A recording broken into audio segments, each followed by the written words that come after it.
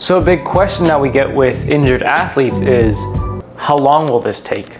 And this goes for athletes who are post-surgery, who have had tears, sprains, broken bones, so on. The biggest struggle for most athletes is, how fast do I go? Am I going too fast and am I going to get hurt again? Or am I going too slow and will I not be able to play again this year or the following season? And during this journey, the athlete is both hopeful and frustrated. And during a lot of these sessions that we have, we get questions like, when will I be 100%? Am I going to be able to play in the tournament in a couple weeks? There's tryouts that I'm trying to make sure I'm ready for. Am I going to be ready by then? All these questions, all these statements show anxiety and a fear that they may not be able to recover in time, that their teammates and their opponents are going to be able to progress while they're just starting their rehab.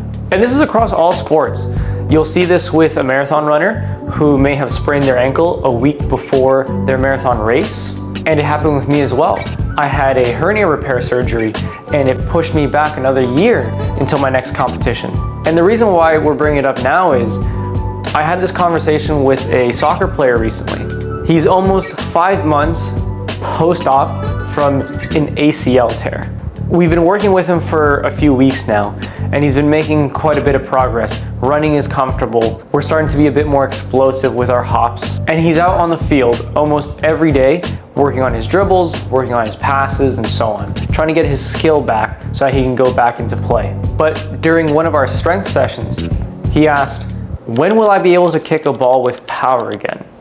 This is a loaded question because he's not just asking for timelines. There's a little bit of doubt whether or not he's going to make it on time. Now we understand his timelines. We know what he's trying to achieve.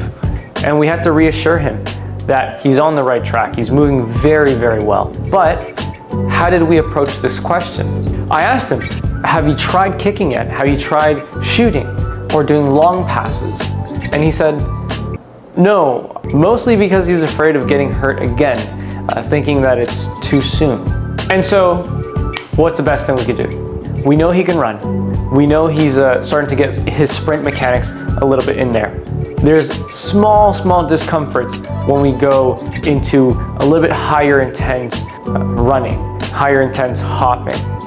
But the pain isn't overwhelming. These are small aches that is expected to be present during the recovery process. And so, why not try kicking? So we grabbed a soccer ball, we stood 20 feet apart.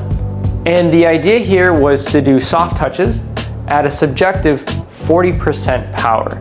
With each kick, our goal is to become smoother and to slowly increase our power production.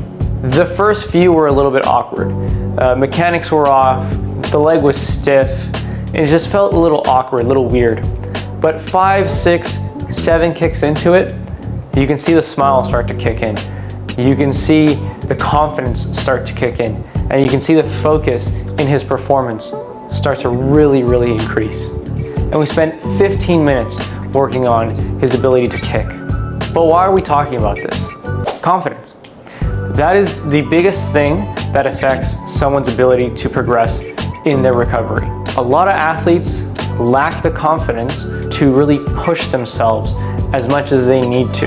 Now, obviously, if you push too far, you get hurt. So there are some limitations here.